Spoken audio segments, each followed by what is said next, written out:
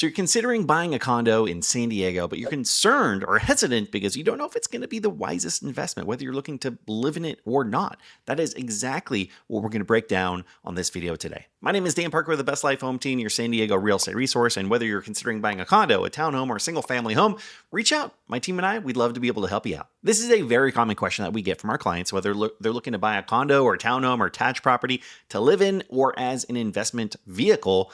Either way, it's still an investment, right? If you're purchasing a property, for a lot of people, that's the most expensive thing they're going to buy in their life.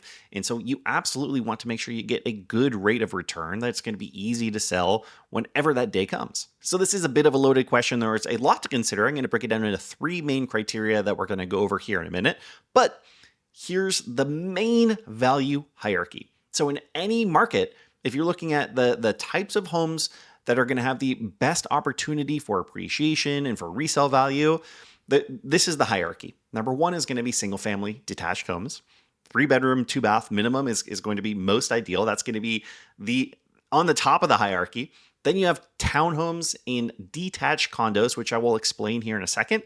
And then the third tier, you're going to have condos, and I'd probably lump in there 55 plus communities and maybe even 2-bedroom homes. So those are the bottom of the criteria. But again, a lot that you have to consider, which we're going to go over here in just 1 second. All right, let's hold on a second. Before we go any further, I think it's important that you know what a condo is. Now, condo is obviously short for condominium. It's condominium association. Technically, these can be attached properties. So they can have other properties on the sides. They can have other properties on the top and the bottom, but they can also be detached. So really, it's not just properties that have people above and below and on the sides. It's the way that the entire community is classified and what your ownership level is. And the simplest way to break this down is if you own a single family home, you own the physical property, and then you also own the land that it sits on. Whereas if it's a condominium association, you generally just own the unit, and the land is owned by the condominium association. And you also partially own some of the community space as well. The land is shared between the owners of the condominium association. And that's how you can have detached condos. So you can see this a lot of times if you're looking around, if you're looking on Redfin, looking on Zillow, Realtor.com, wherever you like to look for homes.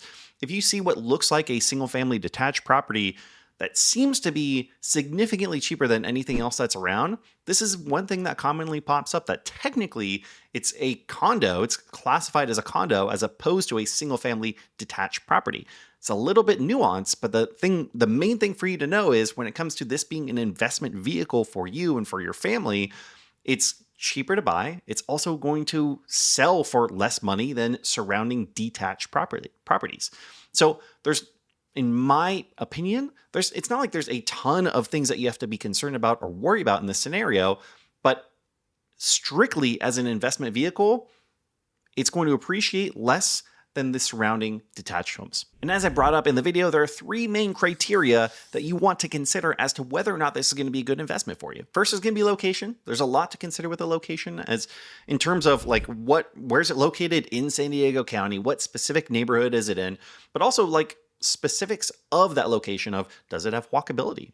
Is there a cafe and a restaurant and a little park that you can walk to from that condo? That's going to be huge. That's going to be really big when it comes to resale value. Is it located on a main road or a really busy intersection? Can you hear or see the freeway? These are all going to be super big negatives when it comes to reselling that property. And just knowing the general supply and demand in that specific area. If you look at downtown San Diego, it's going to have roughly 50% of all the condos in San Diego County are located in downtown San Diego. Now that makes it really easy when you want to purchase down there, but when it comes to selling, you're going to have a lot more competition. Some other specifics when it comes to San Diego for location, anything that's super coastal, extremely coastal, or surrounding Balboa Park is generally going to be a great place to purchase, a great place to invest. And as I was just mentioning, downtown is going to be a little bit of an outlier, and specifically East Village would be an area that personally, if I were looking to buy an attached property, that wouldn't be the first place I would look. The second consideration I would have would be the cost and the value. So the cost is going to be the physical price of that property. I think also compared to other condos, other detached homes in the area, is it an outlier? Is it significantly higher? Is it significantly lower? Those could be potential challenges, potential pitfalls. You know, most of us have heard the saying from our parents or from someone else that you never want to be the most expensive home in the neighborhood. And I think that kind of goes for these types of complexes as well. If you're living in or purchasing a condominium or a condo in a complex that is significantly nicer than anything in the area, that could actually be a negative because if you think about it, you can't really, you're basically capped at the value of that property. Now, of course, there are certain areas I would say that don't necessarily fit this mold. Again, these are all general considerations. If you want specific advice, reach out and I can help you through the process. And when it comes to cost, it's not just the physical price of the property. It's also going to be how much are you paying in HOAs? And of course, what do you get with those HOAs, which we'll get into on the next topic that you want to consider. And also, is there Mello-Roos? If you aren't from San Diego or California, Mello-Roos is an additional tax for new communities. You'll find this a lot in Chula Vista. You'll find it in San Marcos. You'll find it in Mission Valley. A lot of the brand new complexes and anything that's built in the last 20 or so years, generally there's going to be an additional tax. Now, that tax is usually going to have an expiration date. So it usually lasts 20 to 25 years. Although I will say a lot of the newer communities that we're seeing throughout San Diego County, there's not an expiration date, or the expiration date is significantly farther out than we've seen in the past. And although this can be a challenge and this can make it more difficult for it to be a great investment, also consider this goes into beautifying and to supporting the local community. It goes to building schools. It goes to building brand new nice shopping centers and beautifying the streets and landscaping and all that kind of stuff. So although this is an additional cost, you kind of want to see what is it going towards.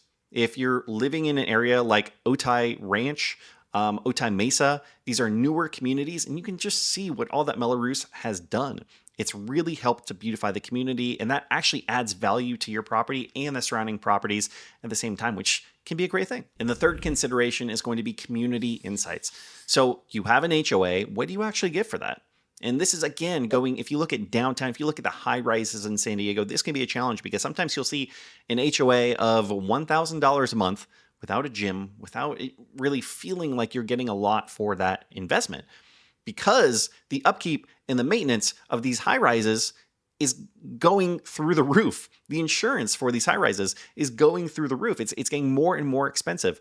So that's going to be a downside of the high rises, but just in general, what are the amenities? What are you getting for the cost of that HOA? You also want to know the size of the complex. Is it extremely dense? Is that something that people are going to like in the area that you're in? And really, really important when it comes to community insights is the actual financials of the HOA. What does it look like?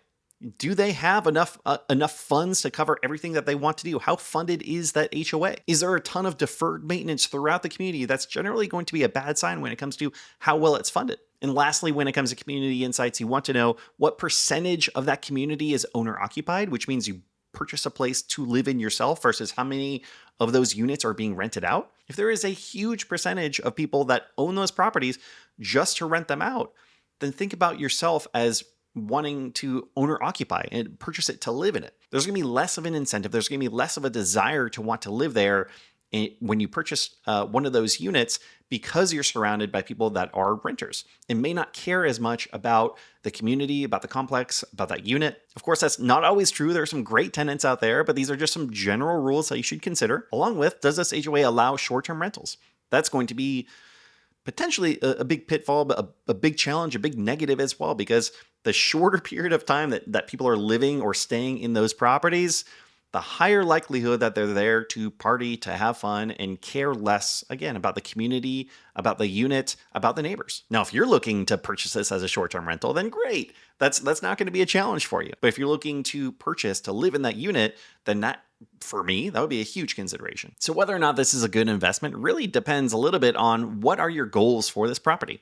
Are you going to rent it out from the beginning? Are you going to live in it for 5 to 10 years and then have the plans to move somewhere else and rent it out and turn it into an investment property? For a lot of people that can make that happen, that could be a great opportunity. I love the idea of using a condo or a townhome as an investment property because there's a lot less maintenance, a lot less upkeep. Insurance is going to be a lot lower because you have the master insurance policy. There are fewer overhead costs as long as you account for the cost of the HOA. But usually what people are talking about when they're talking about a personal residence being a good investment property is how difficult is it going to be to sell this property? Is it going to appreciate, or is it not going to appreciate as much as single family homes or townhomes surrounding? And it is true that attached properties in general might take a little bit longer to sell, might not appreciate quite as much as detached properties that are nearby. But that's not always the case. Let me give you the example of the current statistics in North County, San Diego versus Metro San Diego, which includes downtown. The two metrics we're going to use to really compare and contrast these two are going to be days on market, how long between a property being listed and selling, and also the original list price versus the final sale price. These are the two metrics that are going to show us what makes the most sense. And if you look right now in North County, San Diego, days on market is exactly the same between detached properties and attached properties at 24 days on market. And percentage of original list price versus what they received or what the sale price was in the 98% range. Both of these are great. And if you think about it, it makes sense because there are a lot fewer, there's a lot less supply in North County when it comes to condos. So demand is going to be relatively high as a percentage. Versus when you look at Metro San Diego, days on market for single family homes is 20 versus attached properties is 31, which means over 50% longer to sell those attached properties. Still nothing crazy. I'll take a 31-day average days on market. That means with great marketing, you can sell that thing fast. That shouldn't be a problem. And then percent of original list price versus sale price received is going to be 99.2% in Metro San Diego for single family homes and 96.9% for attached properties. Now that small percentage of difference could mean tens of thousands of dollars when it comes to selling your property. Now that's significant, that's worth considering, but again, every single property is going to be different, especially when you consider the three criteria that I just mentioned. Question for you is, would you consider buying a condo in San Diego County? I think if you're this far in the video, the answer is probably yes. So I put together a full buying checklist when it comes to a condo that you can check out right here, or reach out to myself and my team and we can help you through the process. Our contact info is down below. Thanks for watching. See you on the next one.